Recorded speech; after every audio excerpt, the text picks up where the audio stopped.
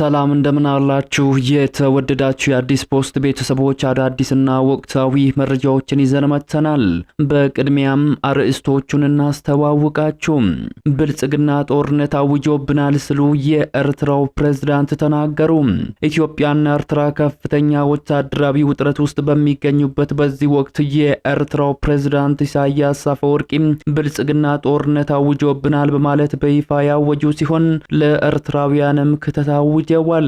ከኤርትራ ቴሌቪዥን ጋር ቃለ ምልልስ ያደረጉት ኢሳያስ አፈወርቂ በአፍሪካ ቀንድ ያለውን ውጥረትና ሀገራቸው ከኢትዮጵያ ጋር የገባችበትን ወታደራዊ ፍጥጫ በተመለከተ አነጋጋሪ ማብራሪያን ሰጥተዋል። በዘገባችን በዝርዝር ታደምጡታላችሁ።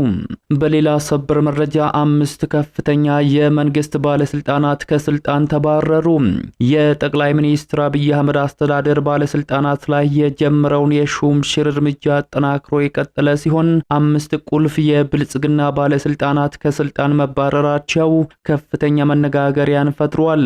ለ4 ኪሎ ቤተ መንግስት ቅርበት ያላቸው ባለስልጣናት ላይ የተጀመረው እርምጃ ምንድነው የሚለውንና የተባረሩት ባለስልጣናት እነማን ናቸው የሚለው ስምና ዝርዝራቸው በዘገባችን ተካቷል። ታደምጡታላችሁ። በሌላኛው በርካታ ቁጥር ያላቸው የመንግስት ሰራተኞች ከስራ ሊባረሩ መሆኑ ተሰማ።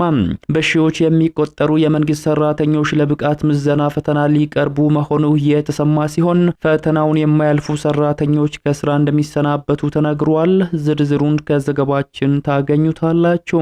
በሌላ መረጃ የጤና ባለሙያዎች አመጽና ስራ የማቆም አድማ ዳግም ሊቀሰቀስ ይችላል የሚል ከፍተኛ ስጋት መፈጠሩ ተሰማ። ባለፈው ዓመት የስራ ማቆም አድማ አድርገው የነበሩ የጤና ባለሙያዎች መንግስት ጥያቄያቸውን ባለመመለሱ ምክንያት ጤና ባለሙያዎች አመጽ ዳግም እየተነሳ ነው ተብሏል። ሌላኛው በዝርዝር የምንመለከተው መረጃችን ነው። እነዚህንና ሌሎች መረጃዎችን በዚህ ሰዓት የመረጃ ጊዜ ወደ እናንተ እናደርሳለን። እንደተለመደው ይህንን ቪዲዮ ላይክ እና ሼር በማድረግ ይጀምሩ። አዲስ የሆናችሁ ሰብስክራይብ በማድረግ አዳዲስና ወቅታዊ መረጃዎችን ያግኙ። አሁን ወደ ዝርዝር ጉዳዮቹ ነው የምናመራው። በቅድሚያም የጤና ባለሙያዎች አመጽና ስራ የማቆም አድማ ዳግም ሊቀሰቀስ ይችላል የሚል ስጋት መፈጠሩ ተሰማ። ባለፈው ዓመት የስራ ማቆም አድማ አድርገው የነበሩት የጤና ባለሙያዎች መንግስት የአደጋ ተጋላጭነት ክፍያ፣ የነጻ ትራንስፖርት አገልግሎትና የመኖሪያ ቤት ጥያቄዎቻቸውን እስካሁን አለመመለሱን ተከትሎ የጤና ባለሙያዎች ቅሬታቸውን እያሰሙ ይገኛሉ። ከባለፈው ዓመት አድማ በኋላ የተመለሱ ጥያቄዎች መኖራቸውና አንዳንዶቹም በአጭር ጊዜ ይፈታሉ ብለው እንደሚጠብቁ የገለጹ የጤና ባለሙያዎች ለአንዳንድ ጥያቄዎቻቸው ግን መንግስት ምላሽ ለመስጠት ፍላጎትም ሆነ ዝግጁነት እንደሌለው መረዳታቸውን ጠቁመዋል። የጤና ባለሙያዎቹ መንግስት ሊመልስላቸው ፈቃደኛ አልሆነም ካሏቸው ጥያቄዎች መካከል አንዱ የሀገሪቱ የጤና ዘርፍ ከሲቪል ሰርቪስ አወቃቀር ይውጣ የሚል እንደሆነም ተገልጿል። መንግስት ባለፉት ወራት ከመለሳቸው ጥያቄዎች መካከል የደሞዝ ማሻሻያ፣ የትርፍ ሰዓት ክፍያ፣ የተጨማሪ ስራ ክፍያና የነጻ ሕክምና አገልግሎቶች ይገኙበታል። በሌላ በኩል የኦሮሚያ ሐኪሞች ማህበር በመንግስት የጤና ተቋማት ውስጥ የሚሰሩ የጤና ባለሙያዎች መንግስት በቅርቡ ባደረገው የደሞዝ እርከን ማስተካከያ መሰረት የትርፍ ሰዓት ክፍያቸው እየተከፈለ አለመሆኑን ገልጸዋል። መንግስት በቅርቡ ለሁሉም የመንግስት ሰራተኞች ያደረገው የደሞዝ ጭማሪ የሕክምና ባለሙያዎችን ጭምር እንደሚያካትት የሚታወቅ ነው። ሆኖም ለኦሮሚያ ክልል የጤና ባለሙያዎች እየተከፈላቸው ያለው የትርፍ ሰዓት ክፍያ ከደሞዝ ጭማሪው እርከን ጋር የማይጣጣምና ቀድሞ ሲከፈል በነበረው እርከን የቀጠለ መሆኑን የጠቀሰው ማህበሩ ይህም በጤና ባለሙያዎች ዘንድ ከፍተኛ ቅሬታ መፈጠሩ ለክልሉ ጤና ቢሮ የቅሬታ ደብዳቤውንም ጽፏል። በሌሎች ክልሎች የጤና ባለሙያዎች የትርፍ ሰዓት ክፍያ ከአዲሱ የደሞዝ ጭማሪ ጋር እንዲጣጣም መደረጉን እንደሚያውቅ ማህበሩ የጠቀሰ ሲሆን የኦሮሚያ ክልላዊ መንግስት ብቻ የቀድሞ የትርፍ ሰዓት እርከን በነበረበት እንዲቀጥል ለምን አደረገ ሲል የጤና ቢሮ ማብራሪያ እንዲሰጥበት በዚሁ ደብዳቤ ላይ ጠይቋል። ወደ ቀጣዩ ሰበር መረጃችን ስናመራ ብልጽግና ጦርነት አውጆብናል ሲሉ የኤርትራው ፕሬዝዳንት ተናገሩ። ኢትዮጵያና ኤርትራ ከፍተኛ ወታደራዊ ውጥረት ውስጥ በሚገኙበት በዚህ ወቅት የኤርትራው ፕሬዝዳንት ኢሳያስ አፈወርቂ ብልጽግና ጦርነት አውጆብናል ሲሉ በይፋ አውጀዋል። ከኤርትራ ቴሌቪዥን ጋር ቃለ ምልልስ ያደረጉት ኢሳያስ አፈወርቂ በአፍሪካ ቀንድ ያለውን ውጥረትና ሀገራቸው ከኢትዮጵያ ጋር የገባችበትን ወታደራዊ ፍጥጫን በተመለከተ አነጋጋሪ ማብራሪያን ሰጥተዋል። የኤርትራው ቴሌቪዥን ጋዜጠኛ ለፕሬዝዳንት ኢሳያስ አፈወርቂ በብልጽግና ፓርቲ የጦርነት አዋጅና የሁለቱ ውሃዎች አጀንዳ ላይ በሚል ጥያቄ አቅርቦላቸው የነበረ ሲሆን ኢሳያስ አፈወርቂ በዚህ ጉዳይ ላይ ጊዜ ማባከን የለብንም፣ ይሄ ጥያቄ ምላሽ አይገባውም ብለዋል። የብልጽግና ፓርቲ በገዛ ህዝቡ ላይ የጦርነት አጀንዳ እያራመደ ነው ያሉት ፕሬዝዳንቱም የፕሪቶሪያው ስምምነት ቢኖርም በአማራ በትግራይና በኦሮሞ ህዝቦች ላይ ጦርነት እያካሄደ ነው ሲሉ ብልጽግናን ለመውቀስ ሞክረዋል።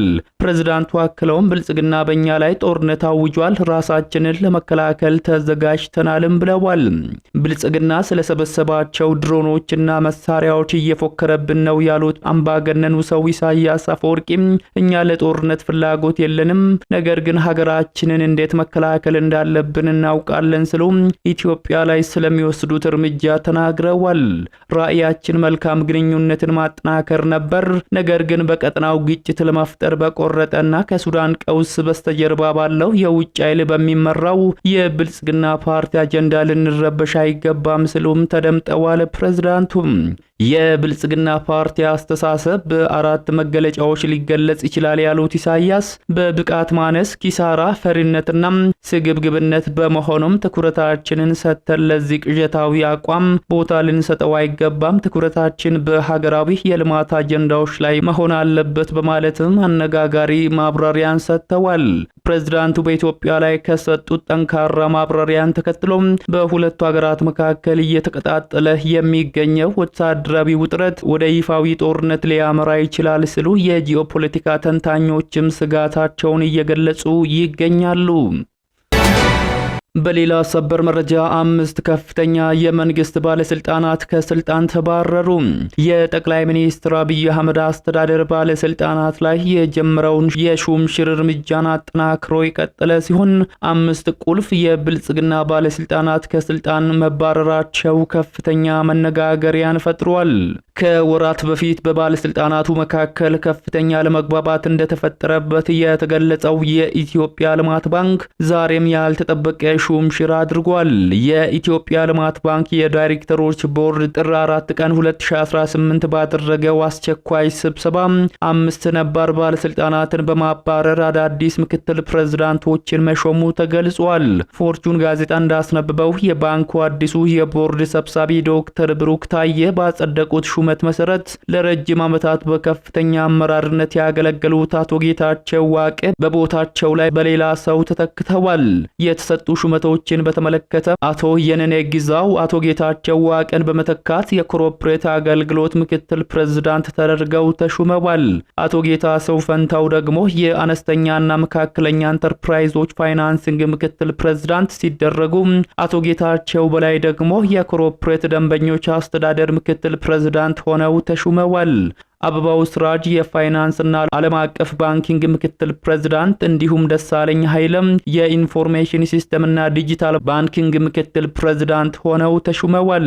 ፈጣን የአመራር ለውጥና ይህ ሹም ሽረት የመጣው የኢትዮጵያ ኢንቨስትመንት ሆልዲንግ ዋና ስራ አስፈጻሚ የሆኑት ዶክተር ብሩክ ታየ የቀድሞውን የብሔራዊ ባንክ ገዢ አቶ ተክለወልድ አጥናፉን በመተካት የልማት ባንክ የቦርድ ሰብሳቢ ሆነው ከተሰየሙ በኋላ እየተካሄደ ያለው ፈጣን የአመራር ሽግግር አካል ነው። በቅርቡ ደግሞ ዶክተር ኢሳያስ ካሳ ዶክተር እመበት መለሰን በመተካት የባንኩ ፕሬዝዳንት ሆነው መሾማቸው የሚታወስ ነው። ዶክተር ኢሳያስ ከዚህ ቀደም በኢትዮጵያ ካፒታል ገበያ ባለስልጣን በዶክተር ብሩክ አመራር ስር በመስራች ስራ አስፈጻሚነትም ሲሰሩ የነበሩ ናቸው። አዲሱ የቦርድ ሰብሳቢ ዶክተር ብሩክ ለተሿሚዎቹ ባስተላለፉት መልእክት የተሰጣቸውን ኃላፊነት በሙሉ ቁርጠኝነት እንዲወጡ ማሳሰባቸውን ፎርቹን ጋዜጣን የሀገር ውስጥ ደብዳቤውን ዋቢ አድርጎ ዘግቧል። በመጨረሻም በርካታ ቁጥር ያላቸው የመንግስት ሰራተኞች ከስራ ሊባረሩ መሆኑ ተሰማም። ከመንግስት መዋቅሮች መካከል አንዱ የሆነው የከተማና መሰረተ ልማት ሚኒስቴር ተቋማዊ አሰራሩን ለማዘመን በሚል በሺዎች የሚቆጠሩ ሰራተኞቹን ለብቃት ምዘና ፈተና ሊያቀርብ መሆኑን ገልጿል። ሚኒስቴሩ ፈተናውን የማያልፉ ሰራተኞችን ከስራ እንደሚያሰናብትም ተነግሯል። የከተማና መሰረተ ልማት ሚኒስትር የሆኑት ሚኒስትር ጫልቱ ይፋ ያደረጉት ይህ አዲስ የሪፎርም እርምጃ የመንግስት ሰራተኞች ግምገማን ከአገልግሎት ማዘመን ጀምሮ ወደ ብቃት ሙሉ በሙሉ ለመቀየር ያለመ ስለመሆኑ ተነግሯል። ሰራተኞች በበኩላቸው የተለያዩ ነጥቦችን በማንሳት ስጋታቸውን እየገለጹ ይገኛሉ። ሚኒስትሩ ለውጡን አስመልክተው እንዳብራሩት አዲሱ አሰራር የተለመደውን የቆይታ ጊዜ ተኮር ግምገማ በማስቀረት በስራ አፈጻጸምና በተጨባጭ ክህሎት ላይ የተመሰረተ ይሆናል። ይህንን የብቃት ምዘና ሂደት በገለልተኛነት ለመምራትና ለማሳለጥም ሚኒስተሩ ከአዲስ አበባ ዩኒቨርሲቲና ከሲቪል ሰርቪስ ዩኒቨርሲቲ ጋር በጋራ እየሰራ ስለመሆኑ አስታውቀዋል። ምንም እንኳን ሚኒስተሩ በምዘናው ዝቅተኛ ውጤት ያመጡ ወይንም ማለፍ የማይችሉ ሰራተኞች ከስራ እንደማይሰናበቱና በምትኩ ደሞዛቸው እየተከፈላቸው የአቅም ግንባታ ስልጠና እንዲወስዱ እንደሚደረግ ቃል ቢገቡም በሰራተኞች ዘንድ ግን ይሄ ስህተት ነው፣ ሰራተኞችን ለማባረር አቅደዋል በማለት ከፍተኛ አለመረጋጋት ውስጥ መግባታቸውን ገልጸዋል።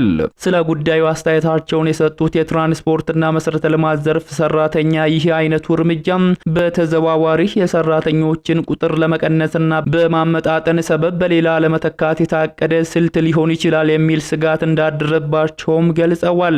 ስልጠናው ከተሰጠ በኋላ ምን ይከተላል የሚለው ጉዳይ ግልጽ አለመሆኑንና ሂደቱ ለፖለቲካዊ ወይንም ለአድሎ አሰራር ሊያጋልጥ ይችላል የሚለው ፍራቻ በሰራተኞች ዘንድም ተንጸባርቋል።